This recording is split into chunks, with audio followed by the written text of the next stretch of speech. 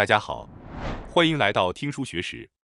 今天我要给大家介绍由石黑诚志先生所著的《肌肉可以预防癌症》这本书。今天视频的内容包括以下2个部分：第一，通过力量训练释放大量抗炎症物质，癌症和全身的炎症都会消失；第二，从每天2分钟的处肌生活开始，改变您的命运。首先是第一部分。通过力量训练释放大量抗炎症物质，癌症和全身的炎症都会消失。开始进行解说。这个标题揭示了本书最重要的主张，那就是肌肉可以防止癌症。如果您继续观看这段视频，你会明白肌肉不仅能防癌，还能通过消除全身的炎症来预防各种疾病，并且与抗衰老、返老还童等有着密切的关系。可以说，肌肉是解决一切问题的关键，极其重要。大家可能会为了应急情况而存钱，但在关键时刻，真正保护您的不是金钱，而是通过不断积累肌肉的储积。作者石黑先生是一位消化外科医生，拥有20年以上的消化外科手术经验，是一位癌症专家。作者通过本书告诉我们，预防癌症最重要的是增加肌肉。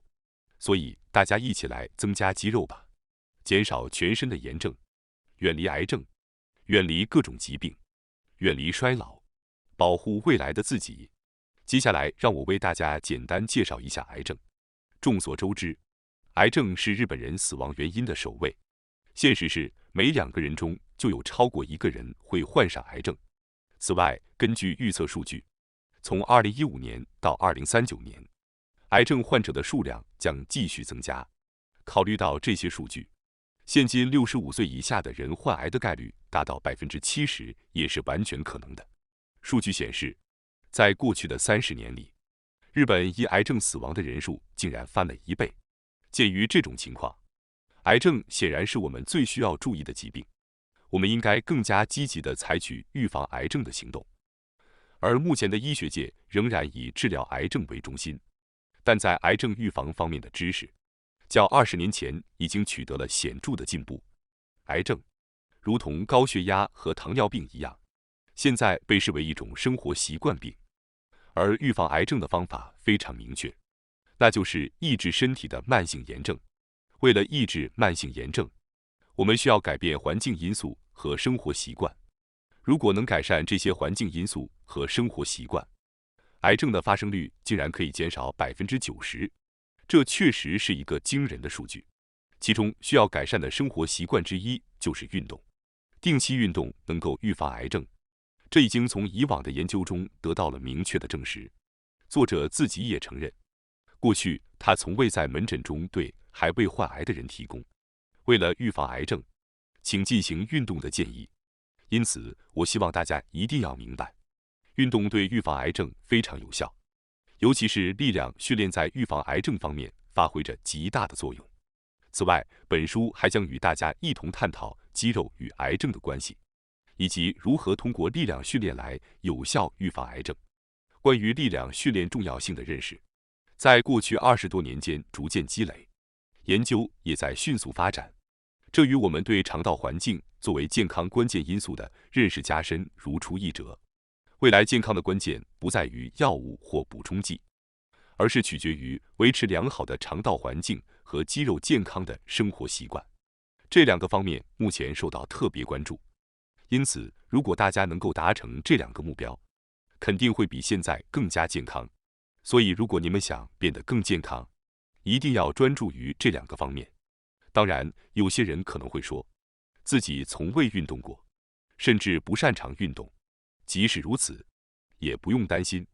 本书介绍了一个从每天2分钟开始，在家中就能轻松进行的训练方法，适合任何人开始。一旦开始锻炼肌肉，只要坚持力量训练的习惯，肌肉不会衰退，反而会不断增长，您的身体也会变得越来越强壮健康。一旦进入到逐步积累肌肉的储积阶段，健康的收益会越来越显著。接下来，我将进一步详细讲解肌肉与癌症的关系。实际上，我们的身体每天都会产生5000到1万个癌细胞，但我们没有患癌症，是因为免疫细胞能够及时将这些癌细胞消灭。也就是说，如果免疫力正常发挥作用，我们就不会得癌症。而一旦患上癌症，意味着癌细胞成功逃过了免疫细胞的防御，并开始增殖。这也表明，在过去的10到20年间，免疫功能一直处于低下状态。除非我们长时间忽视自身免疫力的下降，否则癌症很难发展到可见的阶段。因此，预防癌症其实并不那么困难。例如，为了促进免疫细胞的生长和充分发挥其功能，人体需要摄取维生素 C、维生素 D、锌、铁、蛋白质等营养素。如果长期食用加工食品或垃圾食品，导致这些营养素缺乏，免疫力自然会下降。此外，吸烟等环境毒素、慢性压力、长期运动不足、慢性睡眠不足等也会削弱免疫力。随着年龄的增长，免疫力容易下降，这也是为什么随着年龄增加，患癌风险也增高的原因。虽然有人认为这是不可避免的，但事实上，许多患癌的人长期忽视了这些生活环境的紊乱。如果我们努力改善这些生活习惯，癌症是可以预防的。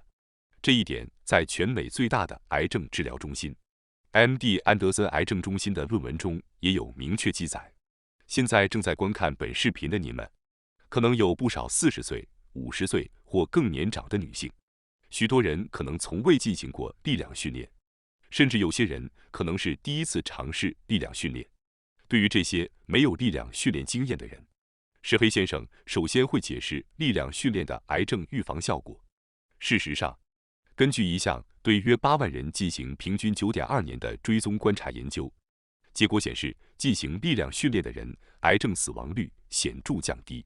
值得一提的是，仅进行有氧运动的人并没有表现出癌症死亡率的降低。因此，从预防癌症的角度来看，力量训练比有氧运动更为有效。石黑先生看到这项研究后，自己多年积累的对癌症的恐惧也随之消散了。因为他可以想象到，只要注意饮食并每天坚持力量训练，就能够预防癌症。那么，为什么力量训练可以预防癌症呢？癌症是由于体内持续的慢性炎症而引发的。通过力量训练可以改善全身的慢性炎症，从而达到预防癌症的效果。通过进行力量训练，肌肉会释放出一种称为肌肉因子的物质。由于这些肌肉因子中含有抑制炎症的成分，因此通过反复进行力量训练可以改善全身的炎症。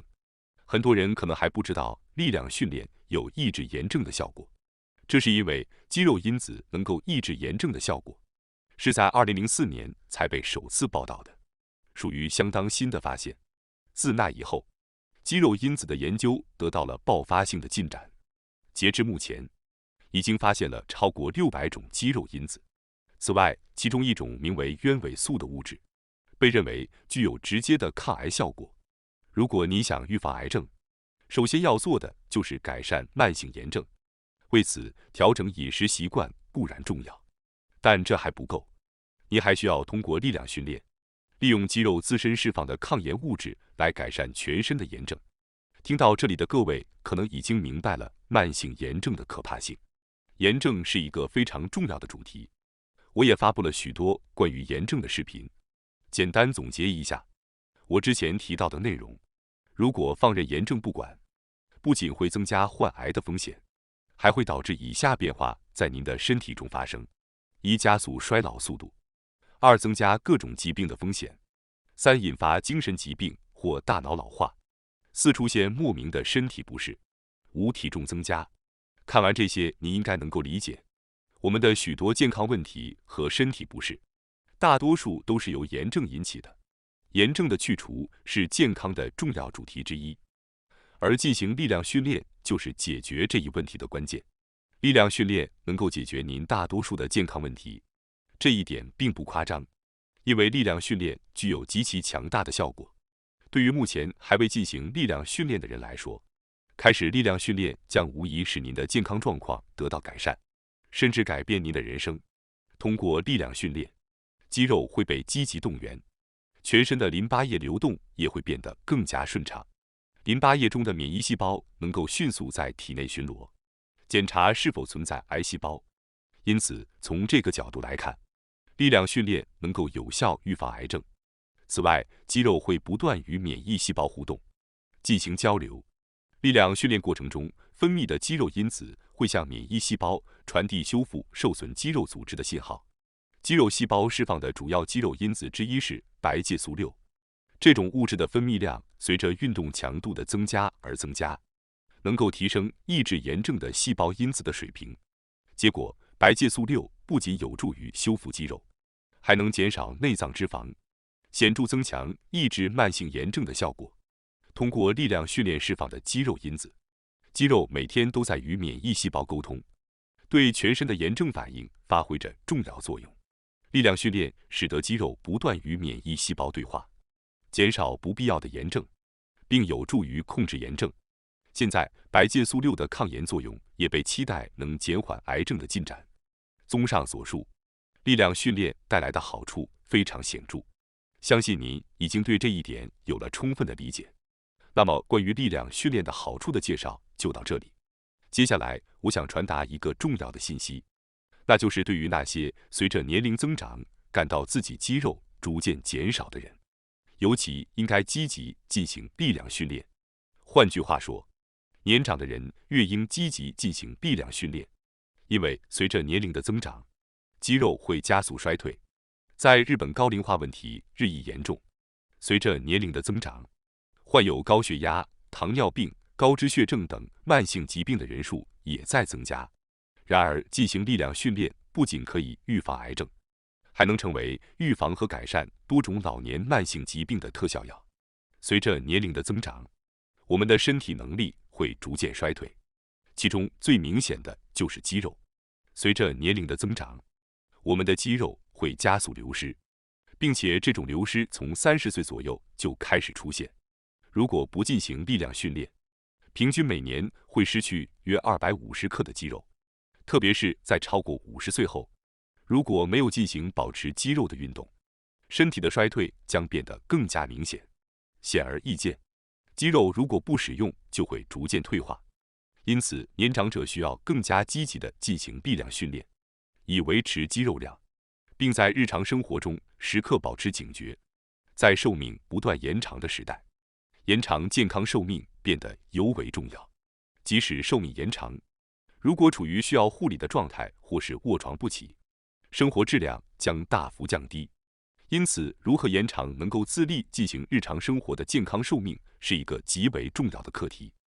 而导致老年人卧床不起的主要原因是跌倒造成的骨折。跌倒导致骨折后，因无法动弹而住院，整个身体的肌肉会萎缩，受损到无法站立的程度。老年人在10天的静养住院中，竟会损失全身肌肉的30%。此外，导致需要护理的主要原因是跌倒骨折或膝关节、腰部关节疼痛等问题，使得无法自主行动。因此，防止这些卧床不起或需要护理的原因，进行力量训练以维持肌肉量至关重要。如果腿部和腰部的肌肉强健，跌倒造成骨折的几率将大幅降低，膝关节和腰部的关节疼痛也会减少。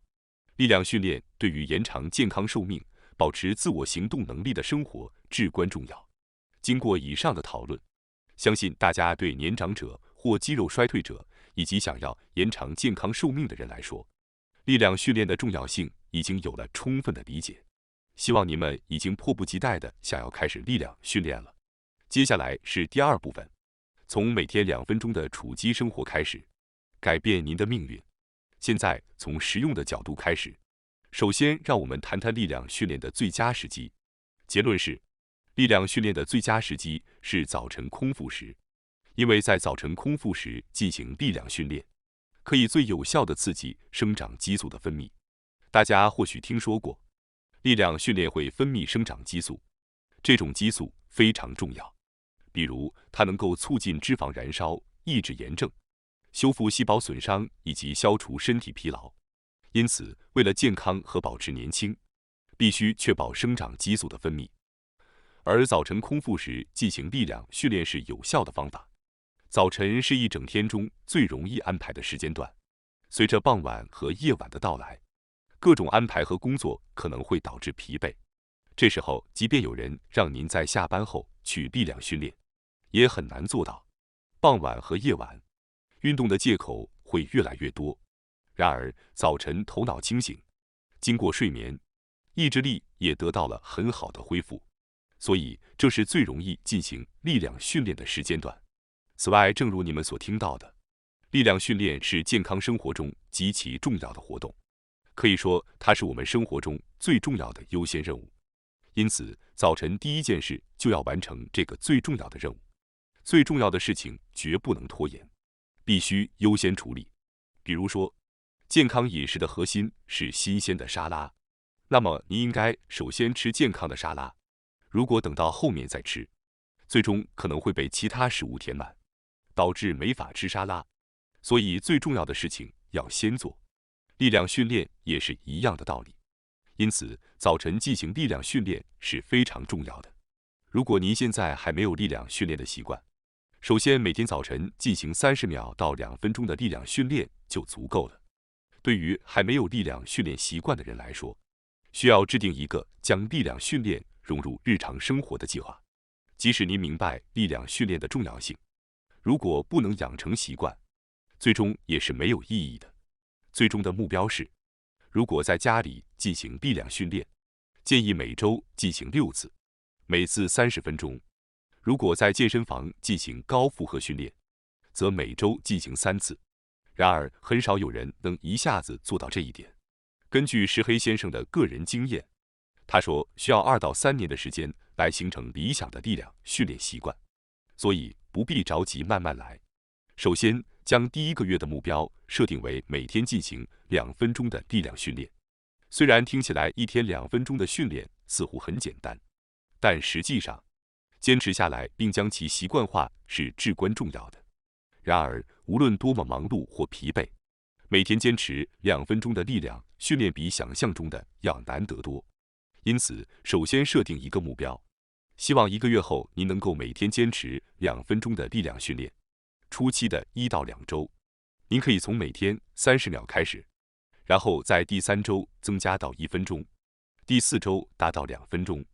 2分钟的运动安排是使用间歇训练的方法，包括30秒的运动，之后休息15秒，再进行30秒的运动，休息15秒，最后进行30秒的运动，总共2分钟。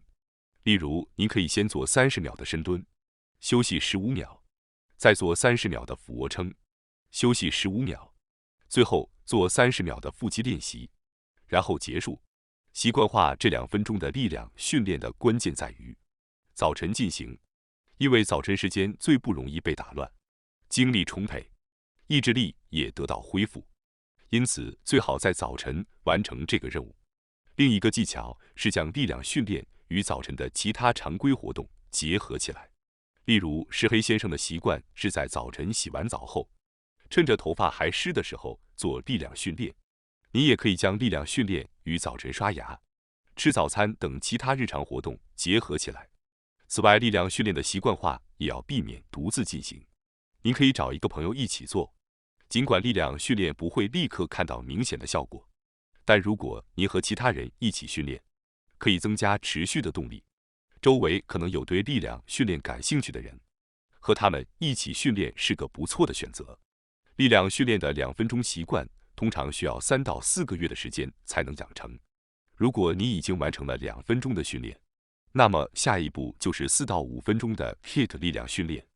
这种训练方法要求在20秒内全力运动，休息10秒，重复8组，总共4分钟。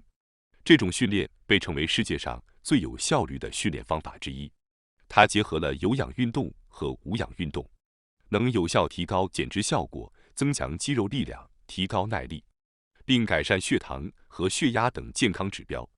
因此，养成这个习惯会带来很大的好处。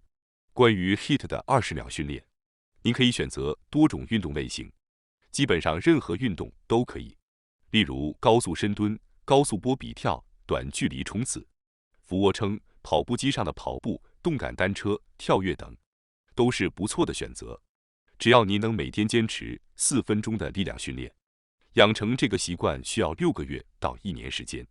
虽然4分钟听起来似乎很简单，但实际上养成运动习惯并不容易。不要急于求成，应该慢慢的、稳定的建立这个习惯。比如在等地铁时做一些简单的运动。常常在我们日常生活中会有很多零散的时间，这些空闲时间可以用来进行简单的30秒到1分钟的力量训练。这样您不需要躺下或者换衣服，站着就能轻松完成。接下来我将介绍几个适合在空闲时间进行的简单力量训练。首先，我想介绍一种臂靠俯卧撑。这种俯卧撑是在不躺下的情况下，站在墙前用墙壁做支撑来完成。方法非常简单，双手打开至肩宽的1.5倍，手掌贴在墙上，然后用手推墙，慢慢地把身体推回到起始位置。只要有墙壁，就可以在任何地方进行。大家可以利用空闲时间来尝试。接下来我要介绍另一种可以用墙壁来锻炼下半身和腰部的运动，叫做腿部提升。做法也很简单，双手撑在墙上，手臂展开到肩宽的1.5倍，双脚脚底贴地，然后交替将左右腿抬高到腰部以上，保持这种状态即可。这样可以有效锻炼下半身和腰部的肌肉。最后介绍一种用墙壁锻炼小腿肌肉的运动，叫做墙壁小腿提升。双手撑在墙上，保持腹部用力，站直身体，然后用脚尖将身体抬起，保持30秒。或者你也可以做脚跟的上下移动。这个运动随着平衡感的提升，可以逐渐不依赖墙壁来做，所以非常适合在等待电车等时做。尝试将这个运动融入日常生活中吧。如果你能将这些与每天2分钟或4分钟的力量训练结合起来，效果会更好。